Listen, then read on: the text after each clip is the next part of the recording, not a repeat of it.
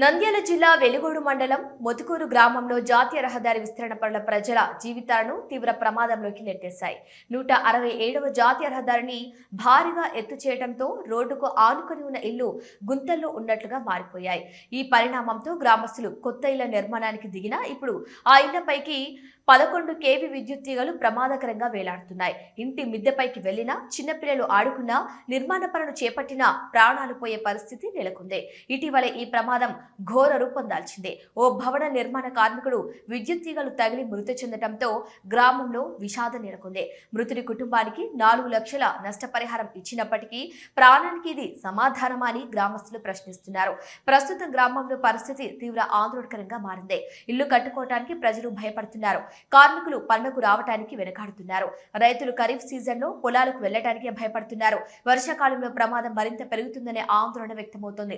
ఈ సమస్యపై విద్యుత్ శాఖ అధికారులు పలుమార్లు ఫిర్యాదు చేసినప్పటికీ 3-4 నెలలుగా ఎలాంటి చర్యలు తీసుకోలేదని గ్రామస్తులు ఆగ్రహం వ్యక్తం చేస్తున్నారు. చేస్తాం చూస్తాం అన్న మాటలకే పరిమితం అవుతున్నారని వాపోతున్నారు. సార్ ఇట్లా ఈ తీగలు వినే ఇట్లా ఇంటి మీద వినే సార్ నైవేద్యంగా పని పొద్దున్న లేచిన నుంచి భయంగా చూడండి సార్. అట్లా ఇంటి మీద చూడండి సార్, తీగలు ఇంటి మీద గోడ మీద పోయినాయి సార్. నైవేద్యం పని బయట ఉండాలనే లోపల ఉన్న భయం అవుతుంది. ఇప్పుడేమో రోడ్ వచ్చింది, హైవే వచ్చింది. ఐటీలు వేయాలంటే మాకు ఏడాది సార్ ప్లేసు ఉండేదే చిన్న ఇల్లు. ఆ చిన్న ఇంటికి పిల్లలు ఉన్న పని రేతులు వేసుకున్నాం. మా పరిస్థితి ఎట్లా సార్ చెప్పండి సార్. అందరినీ అడుగుతూనే ఉన్నాను సార్, అధికారులను అడుగుతూనే కానీ ప్రతి ఒక్కరు ఎవరు పట్టించుకోవాలి. సమ్మవి రీపోయింది, ఆయన చూడరు సార్, కొసై రీపోయింది. మా బాధ ఎవరు చెప్తారు సార్. పొద్దున్న వేసిన నుంచి తీగలు ఇక్కడికి సార్ తీగలు కట్టినారు ఇక్కడ ఏడిని. మా పరిస్థితి ఎట్లా చూడాలి సార్. కొద్దిగా ప్రతి ఒక్కరం వచ్చిన వాళ్ళ ఇది సార్ పరిస్థితి అంటే ఎవరు పట్టించుకుంటారు. ఆయన కరెంట్ అయినా అడుగుతున్నా, స్విచ్ ఆన్ అంటే ఎవరు పట్టించుకుంటున్నారు సార్. మా బాధ ఇల్లు ఐటీ లేపుతారంటే ఏడంది సార్. మాకు ఉన్నే చిన్న ఇంటికి గోడ నానుకొని పోయినాయి. పిల్లలు బయటికి రావాలన్నా కొద్ది నీళ్ళు బండలు దొరుకుతారన్నా కరెంట్ పట్టుకుంటుంది బండలకు. ఏం చేస్తారు సార్ మా పరిస్థితి? పిల్లలు ఉన్న పరిస్థితి బయటికి వాన పడిందంటే గుండెల్లో లేవు మాకు. పిల్లలు ఉన్న పరిస్థితి ఏం చేయాల్సి వస్తారు? మా పరిస్థితి చెప్తారు సార్. కొద్దిగా ఐటీ చెప్పుకోవడం కాదు, ఉన్న ఇండ్లే నీళ్ళు వాన పడితే కరెంట్ పట్టుకుంటుంది ఇంటికి. మా పరిస్థితి ఏంది మాది?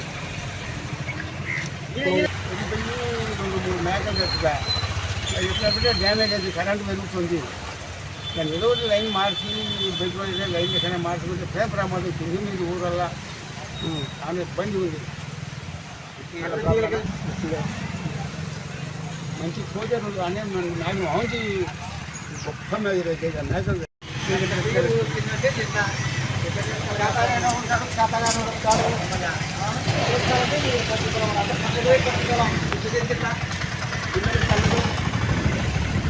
ఏదైనా ఆడుకునే చూస్తాం. ఏదైనా వర్షపక్ష రేకులు పిల్లల కళ్ళు మొత్తం వస్తాం. మెరుపులు మెచ్చాల తీగలు ఉంటాయి.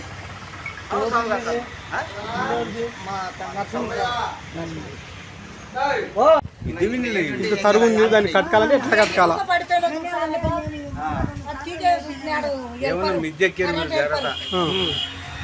తెగిపోయి పడిపోయి జాయింట్ వేసారు. అక్కడ జాయింట్ వేసారు రెండు.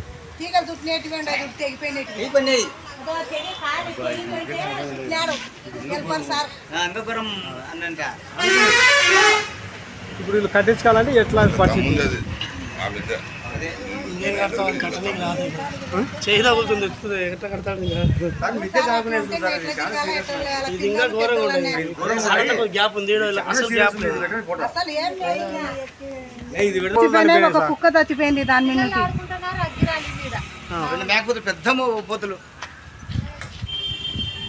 అసలు మీకు పైకి ఎక్కితే ఇంట్లో కొడుతుంది. నాకు పెద్ద ప్రాబ్లం అయింది సార్. నీ ఊరి పేరు చెప్పు ఫస్ట్. మోత్కూరు సార్ మాది. ఇంటి పక్కనే ఇంట్లో మిద్దె కట్టుకుంటుంటే పిల్లోడు 4 లక్షల రూపాయలు కట్టించాను సార్. పోలీస్ స్టేషన్కి పోతే కూడా డబ్బులు కట్టాలంటున్నారు సార్. ఏం జరిగింది చెప్పు ఫస్ట్ ఇంకా మిద్దెలకు జరిగే సార్. మిద్దె కట్టుకుంటేనే చనిపోయినాడు సార్. ఏం తగిలి చనిపోయినాడు? కరెంట్ తగలేదు సార్. మెయిన్ లైన్ సార్ అది. అదే చెప్పాలి. Main line sir. అది ఇంకా తీయనికి లేదు, కట్టడానికి లేదు, ఉండడానికి కూడా ఇబ్బంది అయింది సార్. మిద్దెలు ఎక్కాలనే కష్టం, కింద ఉండాలనే కష్టం. ఏ సార్కి ఎన్ని మాటలు చెప్పినా కూడా చిద్దమ్మ అద్దమ్మ అంటున్నాడే కానీ వచ్చి మాకు ఏదన్నా ఉపకారం చేస్తామని ఆలోచన లేదు సార్. మాకు ఈ ఇప్పుడు 3 నెలలు 4 నెలలు కావస్తుంది. ఏదన్నా కూడా ఆలోచన చేయడమే లేదు సార్. మాకు ఏదో ఒకటి న్యాయం చేయాలి సార్. అంతే మాకు ఈ కరెంటు తీగలు తీసేయాలా. అందరికీ కలెక్టర్ కానీ ఎవరికైనా కానీ ఈకి కానీ ఏకి కానీ అందరికీ నమస్కారం చేసి చెప్తున్నా సార్. మాకు కొంచెం దయించి మా మీద దయించి తీసేయాలి సార్. ఏదైనా జరిగినా కూడా ఏసారికే ఈ టాపంగా ఏదైనా జరిగినా కూడా సంబంధమే సార్. అంతే సార్. చాలా పెద్దోళ్ళు ఉంటారు, ఎక్కాలన్నా కష్టమైపోయింది, తీసేయాలా సార్. మాకు అధికారులు చెప్పినారా? అధికారులు చెప్పినా కానీ లెక్క చేయడంలే, ఏమంటున్నారు? పట్టించుకోవడంలే సార్. పెద్ద అధికారులు ఈసారే కదా, విద్యుత్ అధికారులు ఏమంటున్నారు? పోయి అడిగినారా? లెక్క చేయడంలే సార్, పట్టించుకోవడంలే. అడిగినా కానీ పలకడంలే. ఎన్నాళ్ళన్నట్లు ఉండాలా మేము? కట్టించుకోనీకే లేదు, ఉండనీకే లేదు. మాకు డబ్బు కట్టాలన్నా మేము ఎన్నోటి తెచ్చి కట్టాలా?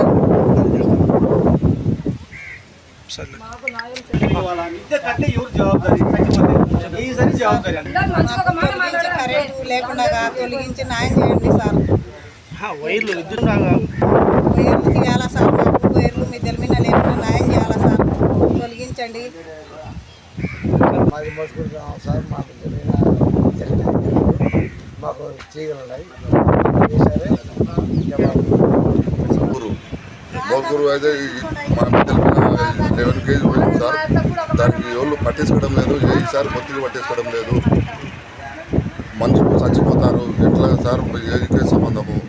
ఇప్పుడు మీరు ఏ సార్ పోయి మాట్లాడేసారా? మాట్లాడినాం. ఏమన్నాడు? ఇదేమంటున్నాడు, వచ్చాయి రేపు వచ్చాయి ఎల్లుండి వచ్చా అంటున్నాడు. రావడం లేదు సార్. ఎన్ని రోజుల నుంచి సమస్య మీకు? 3 నెలల నుంచి సమస్య. ఒక మనిషి చచ్చిపోయినాడు మిద్దె కట్టుకుంటుంటే. ఇంకా మళ్ళీ మిద్దె కట్టుకోవాలంటే మాకు ధైర్యం రాలేదు సార్.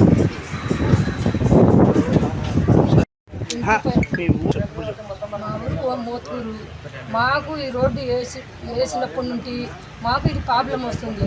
మేము అప్పుడు లేకుంటే కిందనే ఉన్నాము. ఈ రోడ్డు వేసినప్పుడు మేము పైకి విద్యలు ఎత్తుకొని పడింది.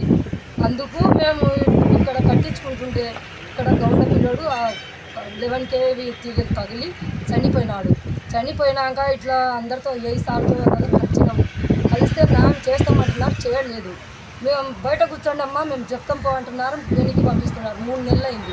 3 నెలల నుండి కూడా మాకు ఏ ఇన్వెస్ట్మెంట్ ఇవ్వలేదు, మాకు ఏ సాయం చేయలేదు సార్. మేము మళ్ళీ ఇదివరలో ఏదైనా జరిగితే మాకు ఎట్లా సార్, మేము ఏదైనా అంటే కూడా పలకడం లేదు.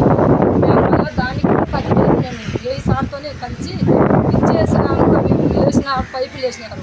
పైపులు వేస్తే మాకేం తెలుసు, మాకు తెలియవు కదా. మేము తెలియక మేము తగలవులే అన్నట్టుగా కట్టించుకున్నాము. మాకు పిల్లోడు చనిపోయినాడు. చనిపోతే మేము ఎందుకు సార్ ఇట్లా జరిగింది మాకంటే ఏమమ్మా మేమేం చేయాలా అని కిందికి వస్తున్నారు. 4 లక్షలు స్టేషన్లో కట్టినాను నేను.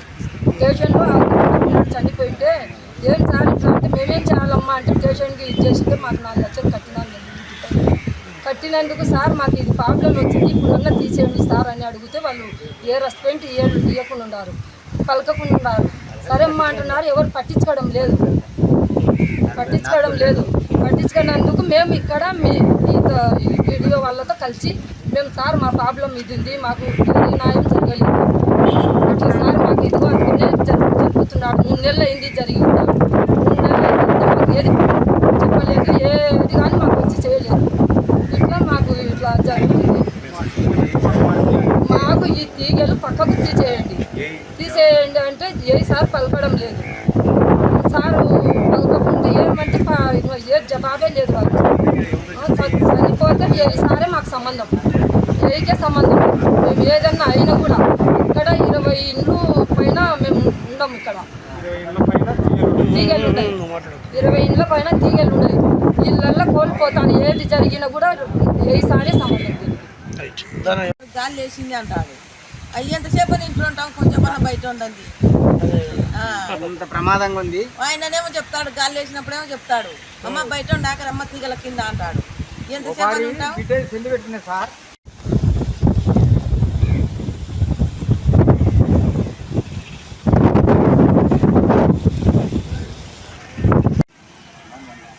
ఎంతకాలం అయిపోయారండి? అంటే ఒక్కటన్నా కదా, ఇంత ఊరుంది మళ్ళీడా, ఇంత ఊరుంది. స్తంభం మెయిన్ ఇదే కదా.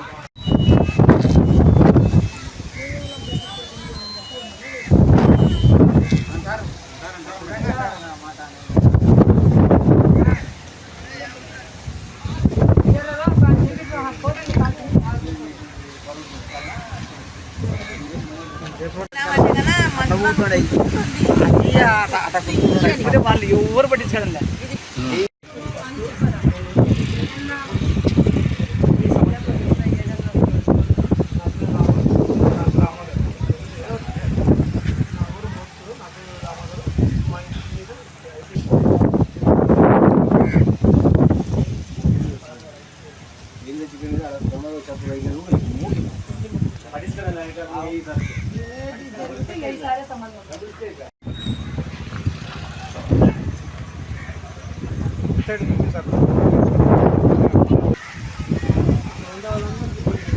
మొత్తం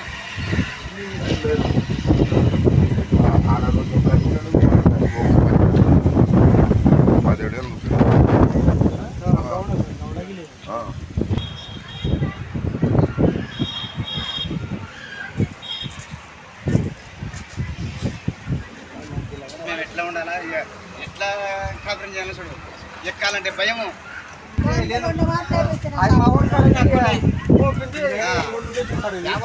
యావలకు చేసాడు ఏమి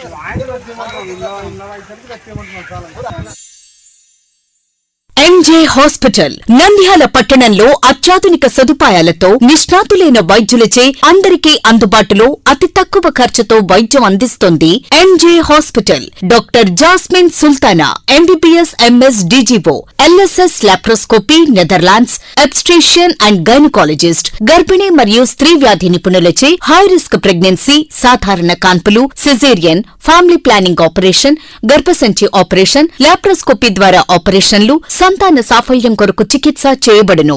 ఇప్పటి వరకు విజయవంతంగా 988 డెలివరీలు చేయడం జరిగింది. 75 నుండి 80% నార్మల్ డెలివరీలు చేయడం జరిగిందని తెలియజేయటకు సంతోషిస్తున్నాం. సుమారు 4 కేజీల బరువు గల కణితిని తీస్తూ మరో ప్రక్క 3.5 కేజీల బరువున్న శిశువును అతి కష్టమైన ఆపరేషన్ విజయవంతంగా బయటికి తీయడం జరిగింది. అత్యాధునికమైన operation theatre, labour room, emergency విభాగం, ఇంక్యుబేటర్ సదుపాయం, వెంటిలేటర్ సదుపాయం, అత్యాధునిక ఐసీయూ, ఆధునిక హంగులతో వెయిటింగ్ హాల్, ఆధునిక special AC rooms, sharing rooms, non AC rooms, అధునాతన ల్యాబొరేటరీ, 24 గంటల ఫార్మసీ సదుపాయం, పేషెంట్స్ కొరకు లిఫ్ట్ సదుపాయం, విశాలమైన పార్కింగ్ సదుపాయం కలదు. చిన్నపిల్లల వైద్య నిపుణులు, లాప్రోస్కోపిక్ విభాగం మరియు అత్యవసర సేవలు అందించబడును. వివరాలకు సంప్రదించండి. MJ hospital, Sanjeev Nagar, Nandyal. Phone numbers 9063078981, 08514359702.